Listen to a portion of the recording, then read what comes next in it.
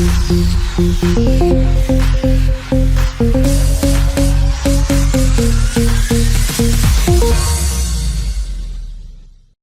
me introduce y'all to my guest. He's a funny guy, comedian extraordinaire. He's out there. Y'all know who he is. Ladies and gentlemen, Nick Callas in the building, ladies and gentlemen. There he is. There he is. That's what I look like. There he is. That's what my face is. You know, later on the show, we're going to get you to do a little freestyle if you don't mind. 100%. You sure? You already know what it is. My man is in the building. There you go. He said he's going to do it. He said he's going to do it. He's going to freestyle. And then he's going to freestyle, and then we're going to put him up against some of the greats. We're going to put him up against Cool G Rap. We're going to put him up against Rakim. We're going to put him up against LL. We're going to put you up some of the goats, man. I don't think I could actually be near Rakim. Like that ass. Like, No, but he's definitely one of the greatest, man. Definitely. Yeah. Yeah. Can we do that? What's your 5? I don't have a top 5. I don't. When I talk to people, I've seen them all. Or most of all of them. Okay. I mean, I've seen it from the beginning, from watching Cass, Melly Mel, Kumo D, to groups like Houdini, LL. I done seen them all. Run DMC is one of my favorites, though. I actually got to watch Run DMC when we toured with them, perform like the Raising Hell tour, the Run's House tour, and I was just in awe on the command. And first of all, let's give a big shout out to Caroline. Caroline's in the building. Give her a shout out. We'll give her a big shout out.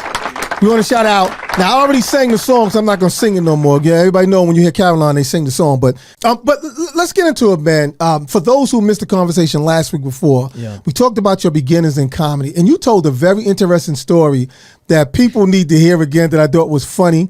Talk about your beginnings, but I also want to make sure you touch on the first time you met Chris Rock. Yeah. That was a funny story.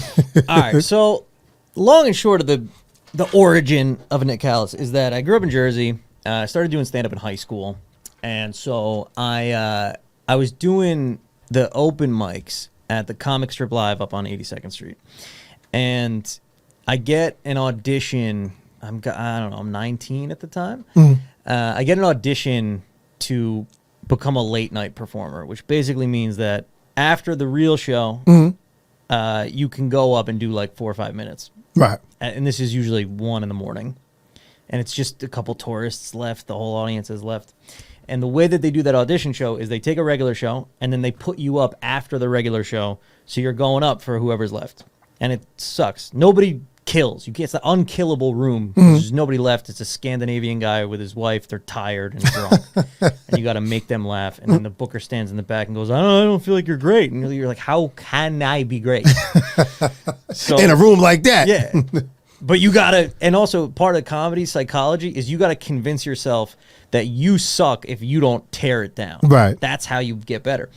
So I'm nervous as hell. I've been doing stand-up maybe a year at this point. And the show's going on. It's getting closer. I'm third in the order of auditioners.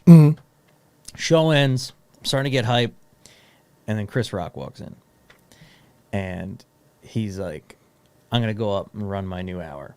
So the audience, who at this point has already seen an hour-and-a-half comedy show, was like pretty tired.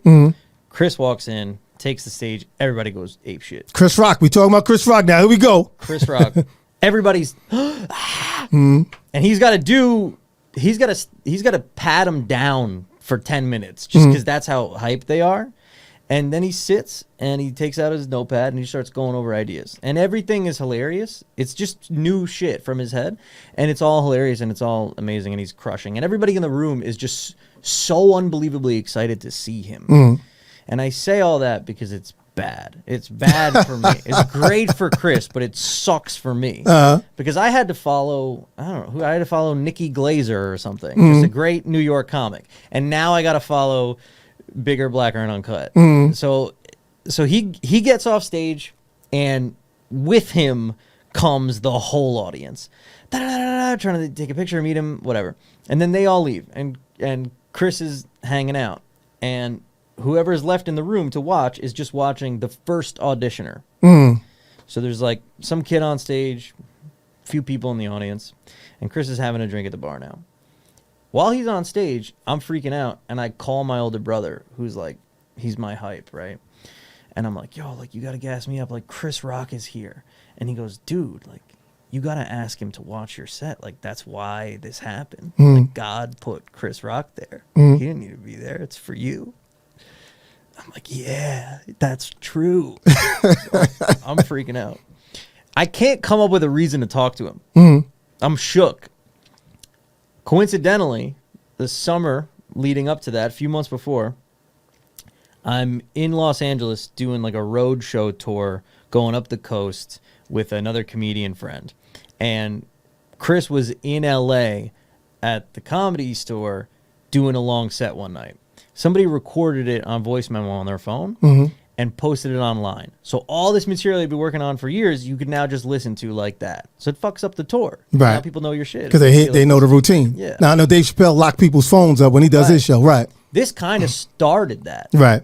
So Chris wrote an open letter and posted it online and said, like, here's why you can't record our sets and ba-da-da. So he posts that, and at the time when I was in LA, my buddy was one of the guys that recorded his set, and he played it in the car, and I listened to it 100 times, and I was so excited to listen to it. And I'm seeing Chris, and I can't come up with a reason to talk to him, and I don't know what possessed me other than just pure desperation.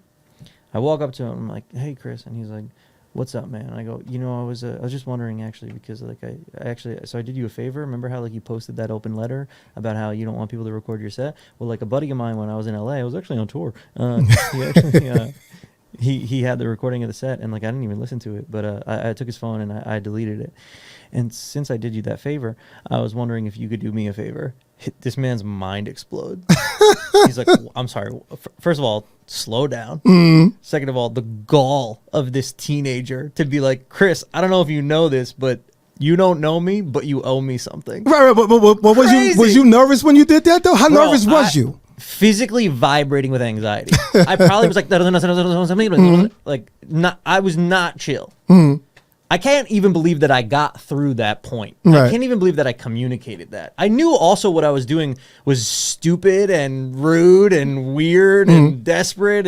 But I just, you know that feeling when you're like, fuck, I gotta take my shot. Yeah. So Chris Rock is like,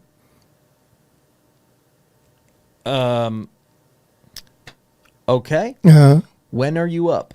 I was third on the lineup. So I said, I'm third. And then he just deflates in my face and he goes, yeah, I'm around. And then he leaves his drink and he just walks out. And then the manager is watching this whole thing.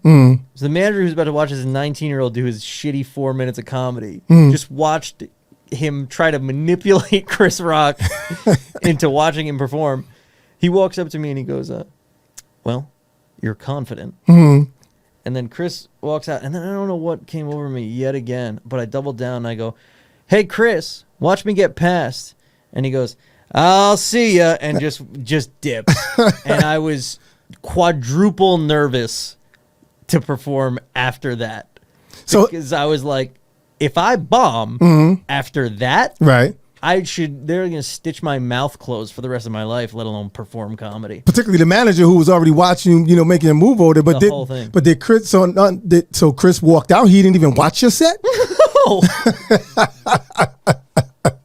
No, because here's the other thing, too. To watch, if my friend on the show with me said, hey, I'm after you. You want to watch my set? I'm not going to watch the whole thing. Right. I'll go, what part? We're too in it. Right. What it means to me is the inverse of what it means to him. He doesn't, you know what I mean? Right. You're just so new in it. And comedy is one of the only industries where you have immediate proximity to the people that do it the best. Right. It'd be like if you got a job getting coffee for people at Wells Fargo, right, and you would just constantly see the CEO. Right. Like, it's an unreal proximity. And even though you share a green room, you share none of the same years or skill set. Right. So it fucks with you a little bit because you can see where you're supposed to get, but you don't know that the only way to get there is patience and work. I want to ask you this, man, because you've been doing, like you said, stand-up for 13 years.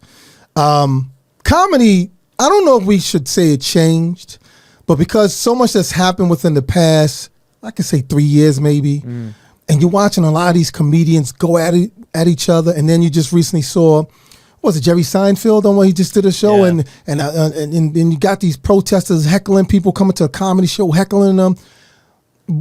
You ever been in a room like that? And if you have been, how do you handle a situation like that when you got a heckler or just someone who's protesting something that has nothing to do with the show that you're doing, you know? Both things I think are crazy. Mm-hmm. And I think if you go to a stand-up comedy show, you should go in thinking nothing that is said here could possibly make me feel bad or sad. Right. You could be disappointed that the comedy didn't make you laugh that hard, but to get mad at something that you purchase willingly to go to laugh at is crazy. It means that you don't understand the purpose of. It'd be like going to a concert and be like, "What? It's my loud ears. Right. Like what are you doing here?" You know what I mean? But here's the thing: comedy is a really beautiful art form in that it is very. It's very elusive. People do a really good job at making you feel like the purpose of what they're saying is the message of the joke or the content of the joke. But a joke's a joke. Right. That's it. When we're at the show, we're living in a hypothetical universe. This isn't real. And if it comes from a real place, you should respect that. If somebody does a joke about religion or abortion or something that you don't agree with the sentiment of the joke, you should hopefully have the cognitive dissonance to go, oh, but I see the joke. I understand what the perspective of the joke is. I don't agree with the perspective of the joke. And that's cool that I can be here and actually bear witness to a perspective I don't agree with because it's within the context of comedy. That's what we're doing. Right. This isn't a meeting to with you. Some feel that way though. They do. because the way things is going in the world today. And you know, most of your topics is going to be about what's going on in the world today. So some people may feel like you're attacking us. Should. And here's the thing. People say like, you shouldn't joke about that. You shouldn't joke about that. Or some may think it's too soon to joke about something. Sure. And that's your prerogative. If that affects you, I would go, I'm sorry that I made that joke and that it hurt you, but I'm not going to apologize that I thought it or wrote it or said it to the people that enjoyed it. Right. If I upset you, if I spill a drink on your shirt, I'm sorry. But I'm not, you're going to change me and my purpose because you aren't in the same place. Hopefully the joke is good enough that you change places. Right. That's the point. But if you don't like it, I don't owe you anything. Even if you bought a ticket, you paid for the experience of this happening, not to walk out happy. It's not Burger King. You don't get it your way. I don't care. And the other thing is like, as far as topics that you're not supposed to joke about, maybe in your house you feel that way. Maybe with your friends or you and your wife, like you don't talk about certain things. The literal purpose of comedy is to make fun of things. You give me things, I make fun out of them. I'm not making fun of it. I'm not disrespecting it. I'm making fun of it. You shouldn't joke about 9/11. No, I'm going to make fun of it. How have you seen you grown in comedy today since you started in the beginning? Wow. First of all, so much, like all of it. You have to constantly learn lessons because it's not a job. It's not a job where you can phone it in because even if you don't give it your all on a show, it's a live art form. You will feel it. There's an audience that's waiting and wants you to be good. Maybe they're really drunk. Maybe they're really rowdy. Maybe they're really tired.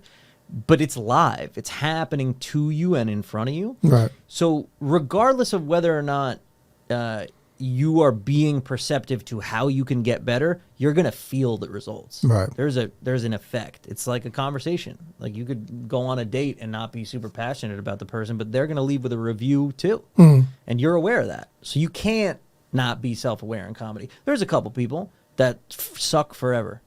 Flawless bomb.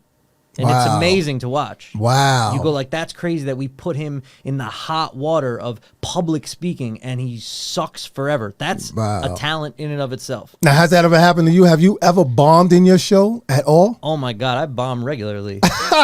That's part of my learning process, to be honest with you. Well, that's true. You're right. I got to go as hard as possible. And what that means is committing to something that maybe isn't fully baked yet. Right. When you write the joke in your head or in your notepad when you're at home, you're envisioning it to you killing. but that part's made up. Right. The joke is real and that's there, but the audience isn't. That's an audience you imagined of all people that like you.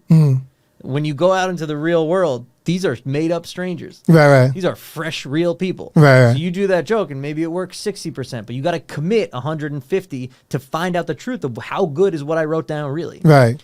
So to answer your question more briefly, I started in comedy by doing as much crazy, big, performative stuff. I would get on the stage for the first minute, and I would lay on my back for the first minute, or I would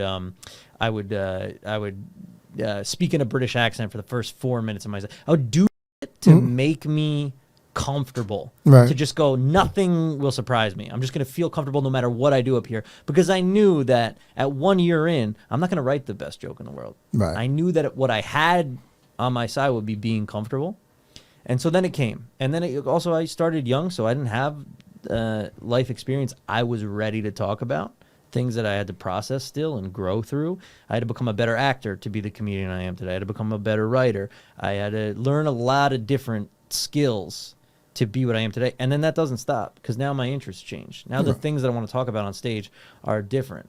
Now the crowd work is a huge part. You got to come ready all the time. It's an art form you can't perfect. And so you have to do it all the time, which is hard. It's hard to know you got to do it all the time, because if you're not doing it all the time, you're not really living in the reality of your skill set. Right. It's not like riding a bike. Tell us about what's next for you, because I know you mentioned acting. Yeah. And I just saw the Bad Boys movie just recently, and you see like someone like Martin Lawrence, who still is a great comedian. Yeah. Very funny in this movie. What's next for you, man? Do you see yourself, even though you got this film that you have that you're going to be celebrating that you've done, but what do you see yourself now? Comedy film, because Axel Foley is back again, coming in a couple of weeks. That's as far as my interests go, what I plan to do, what I want to do, some things I have working. I'm a filmmaker at heart, and in every way, I write, I direct, I act, because that's ultimately the medium that I like to express my ideas in. Film has so many things that I love. Film has music. Film has visual art. Film has dialogue. That's all the things. Stand-up is a couple facets of what film is capable of. So I'll never stop doing stand-up because I love it. It's like, that's what I am. I'm a stand-up comedian from birth. Just DNA says stand-up. Well, I'm glad you said that. I'm going to let you finish, but I'm glad you said that, because a lot of people said that comics who do stand-up, they wind up leaving it and never come back because they big film stars. But okay. I mean, and you can. Like, if that's your prerogative, like if you're good enough to get famous at stand-up, then do whatever you want. Fucking drive a helicopter. That's dope. But stand-up is your love, though. Yeah, the stand-up is how I talk. Dave Chappelle once said, comedy is a language I speak fluently. And I think what he meant, or at least how I interpreted it when he heard that, is that from the time he was born and communicating, that's just how it comes out. You could ask him, like, what'd you have for lunch? And he'd be like, had a sandwich. But it'd be funny. He's funny. Your Dave spot on. Go ahead. That's right. I had a sandwich, And I feel the same way about myself, not to self-aggrandize, but like that's how it's just my language is comedy. So I'll never stop it. Let's let Nick do a little something. Let me come correct. He's gonna come with the beat. We're gonna put the beat back on. Here it is. Please. All right, we got it. All right. All right, there we go.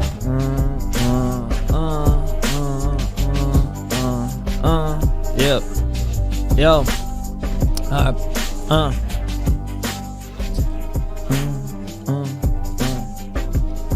Stay hydrated.